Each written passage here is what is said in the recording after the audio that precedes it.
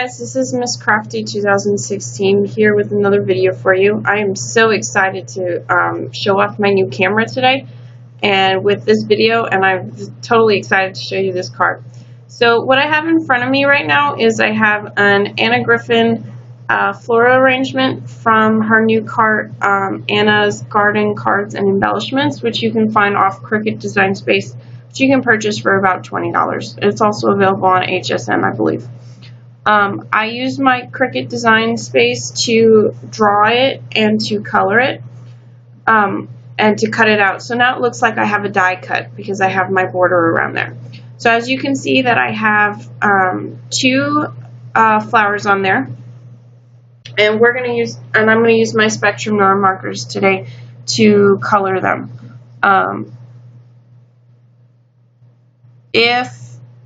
You're more than welcome to color along with me. I will be showing you the colors off to the side. Today I will be using a stamp set and pattern paper from the Stamps of Life February card kit, which came out today, and you can check her out at Stephanie Barnard, who does designs for Sizzix. The colors that I'm going to use today are going to be purples, LV3, LV2, and LV1. And we're going to use reds for the other flowers, and we're going to use some pretty greens for the leaves. Once again, I'm going to do a quick tutorial on this. I'm going to speed up the coloring, but I'm going to go over on the colors that I use and how I'm going to use them. You can grab your spectrumnoir markers from Joann's, and I was lucky enough to grab them from Crafter's Companion. So what I'm going to do first is I'm going to take my dark color and I'm going to very lightly put it over, and then I'm going to take my medium and squish that color out from the dark and then do a whole entire light wash over them. You have to excuse this. I thought my document camera was going to record my video while I was doing this, so if I'm pointing to stuff and I don't make sense, ignore it, please. So here we go. Going to brush it over this first leaf right here, and then use it to color with the medium. So very briefly, I'm going to color in with my LV3. I'm going to then take my LV2 and squish that color out to bring it out. You want to blend it in as well as you possibly can to get rid of that harsh line that's going to be in between there. So I'm going to scribble some color down on there and then take my LV1, and then I'm going to come in and color it through again and wash it over the entire thing just to soften up those edges. And as you can see, I'm going from the dark line is going to be where my shadow is, and then I have that light color in there. So doing again on the other side, I'm going to take my LV3, wash it down with some LV2, and then take my LV1 and go right all over the medium and then all over the whole thing to soften the whole thing up. As you can see, we're getting a very nice shadow over there. And then I'm going to do the same thing for that middle leaf over there. Dark, medium, and then go over with your light color.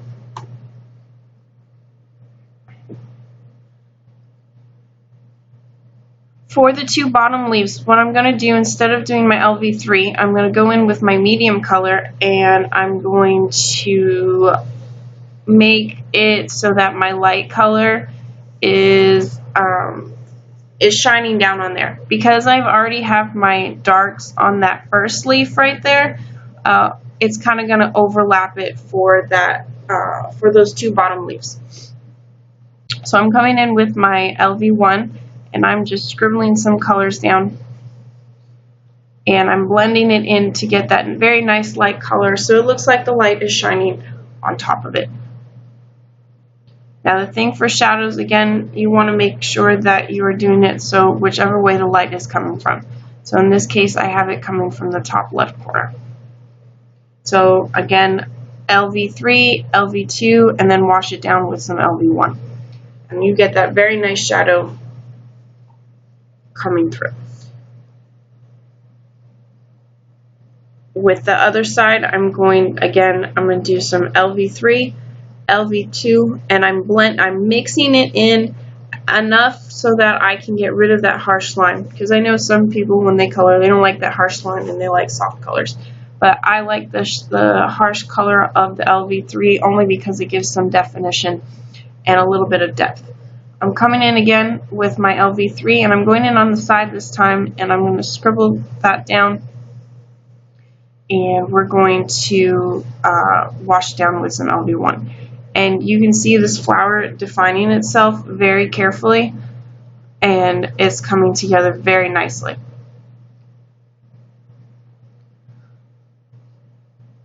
I have my LV2 in the middle with my LV1 because I want that center to shine, to have most of the light, because the light is coming from that side.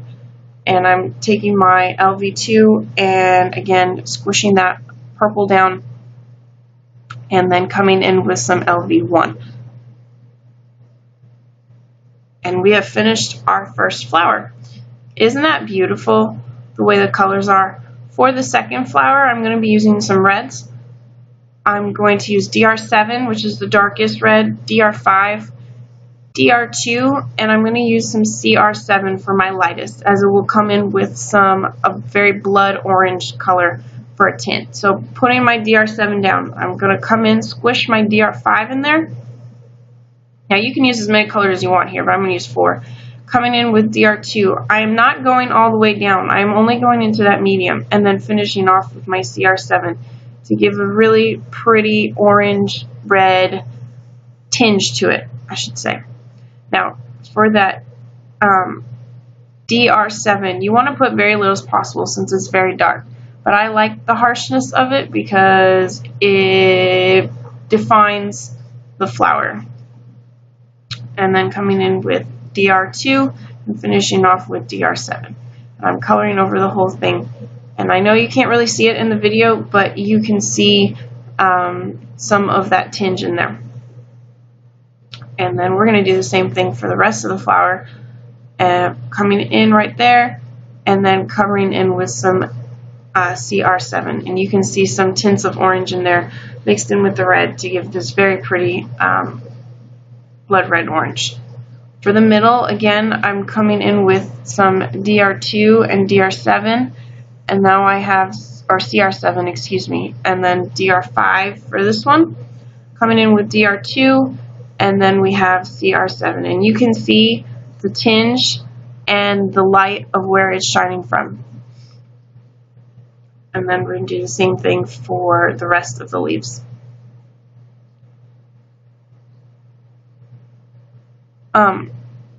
Careful, I'm using 110-pound cardstock from Recollections from Michaels, and I think it works really well with my spectrumnoir markers. You can use whatever paper you want to. There is paper made specifically for spectrumnoir, but they do run on the expensive side. You could also use whatever heavy type of paper that you have.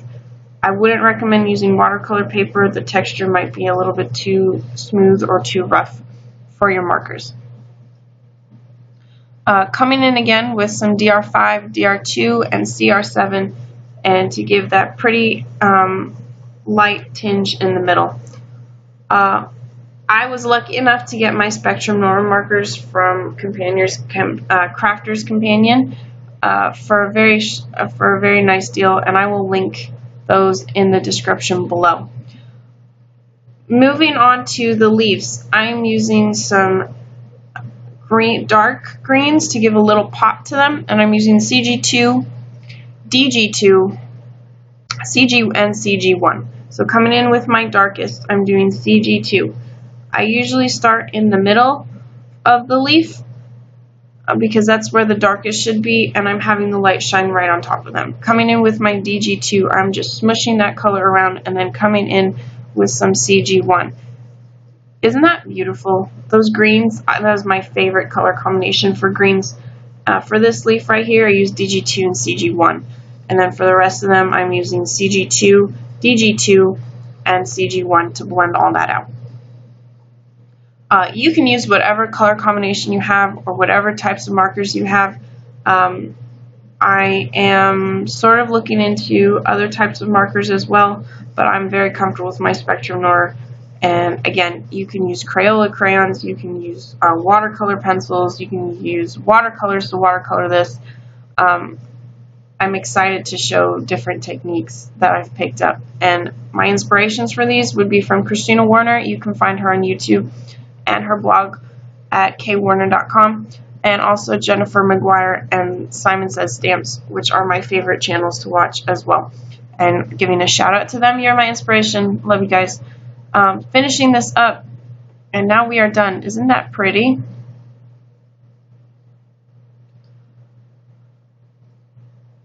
Now that we've finished our card, or the flower, I'm going to be assembling the card today. And the stamp set, again, that I used is from the February stamp card kit from the Stamps of Life. And this is the stamps. The first one says, "Together is a wonderful place to be, always by your side, follow your heart, love you more, together we have it all, and you are my sunshine." The paper I'm using is also from the same card kit, and I'm using this very striped, very pretty candy color, which matches, I think, perfectly with the flower, and it gives just a little bit of a pop.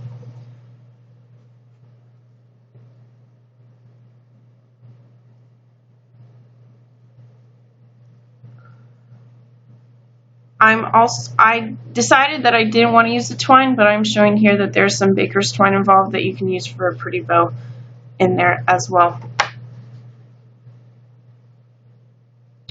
Today I'm using Ranger's Archival Jet Black ink. It is permanent, it is waterproof, it is great for using for watercolors and for some Copic coloring or Spectrum Noir coloring.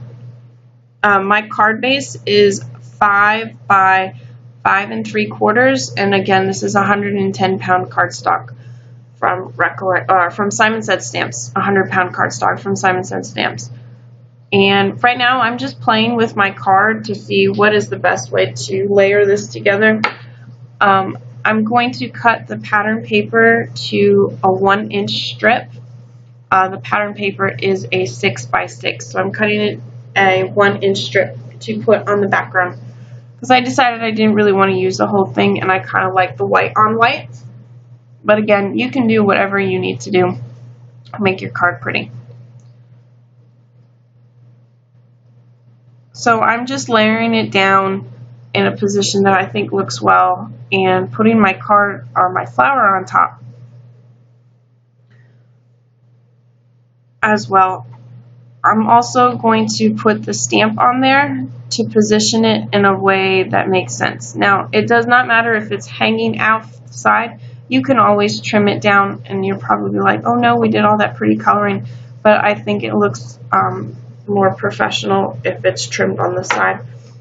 The stamp that I decided to use, I was going to use Always by Your Side, but I'm going to use Together Together is a Wonderful Place to Be, and I think that fit perfectly with the flowers.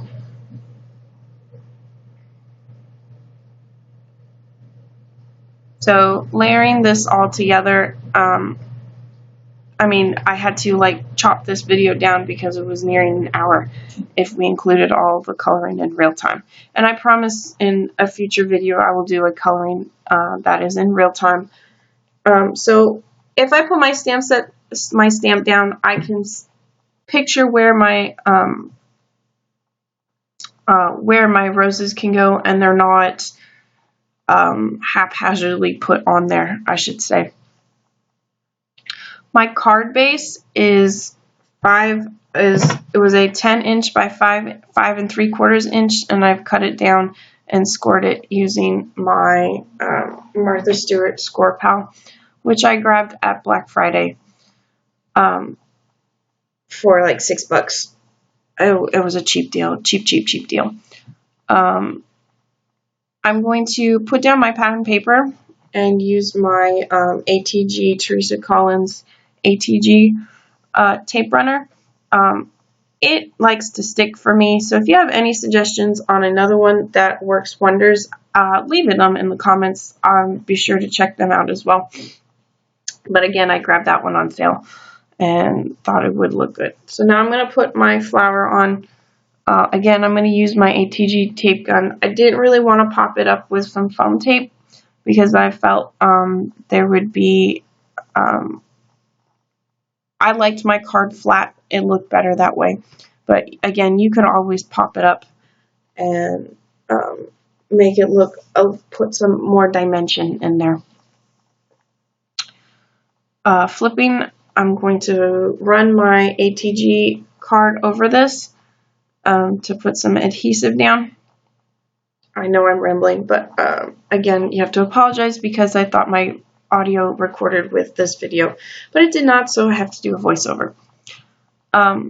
Putting this card down, again, if you like this video, please give it a thumbs up and subscribe to my channel. I'd really appreciate it.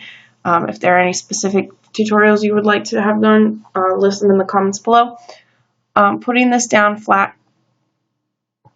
because now I can see where my stamps sit. I'm going to flip this card over and I'm going to cut off the extra that is hanging off there, which is the easiest way to do this instead of trimming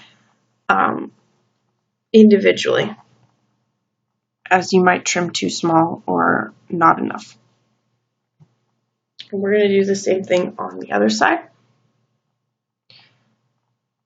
My craft trimmer or my paper trimmer is from Cricut brand, which I also grabbed on sale at Black Friday for like 10 bucks, I believe. And it cuts beautifully. The blade is nice and sharp, and you can excuse my hand there because I was trying to fix the focus on there. I'm going to take my acrylic, I'm going to set my stamp down, and then I'm going to use an acrylic block, which I also grabbed at Joann's for a pack of 2 for like 5 bucks. I'm going to set it down, squish it on there, and use my Ranger jet black ink to ink it up. Another tool to help you with stamping to get it directly right on there is the Misty stamp tool, which you can find at simonsaysstamps.com, which they have on sale. And that is probably the best stamping tool I've seen so far, and I would so love to have one. So right now I'm going to ink it off to the side once, and this is a trick that Stephanie Barnard has said for any new stamps to kind of get that clear, crisp image that you are looking for. So stamping it once, and you only need to do this once, you don't need to do it every time, and then just do it again because they are new. So stamping it right there, I'm going to push it down really well, and then lift straight up. And there we have it.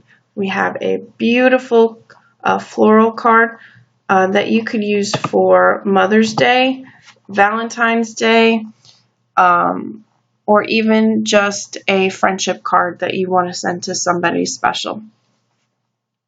If you enjoyed this video, and that is our card for today, if you enjoyed this video, please give it a thumbs up and subscribe to my channel. I will be having some more videos along the way. My card base, again, is 110-pound Recollections paper from Michaels. I used my trimmer to cut it down to 10 by 5 3/4, and then I scored at the 5-inch mark.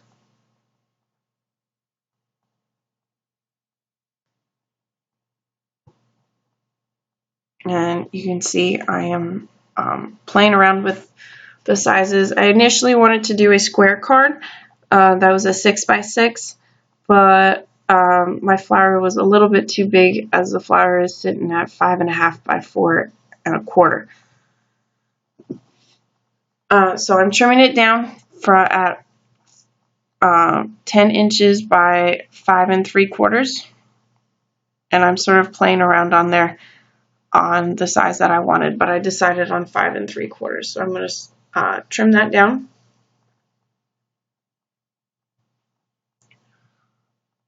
And I'm going to take my score pad, again from Martha Stewart, and score it at the 5-inch mark. using my bone folder.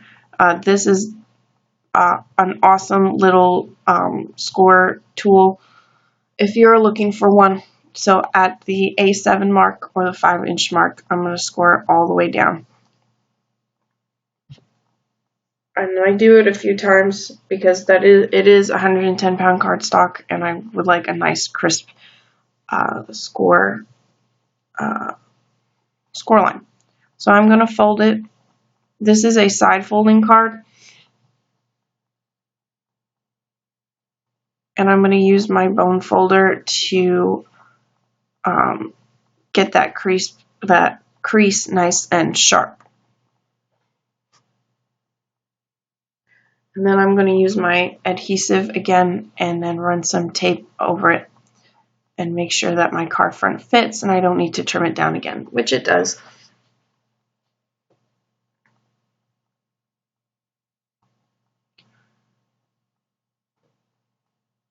Again, putting some adhesive on the back.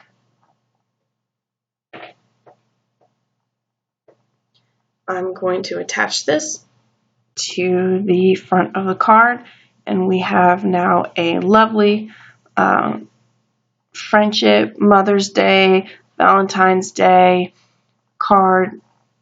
You might even use this as a sympathy card, but that is up to your discretion. And there is our card for today. Thank you for watching.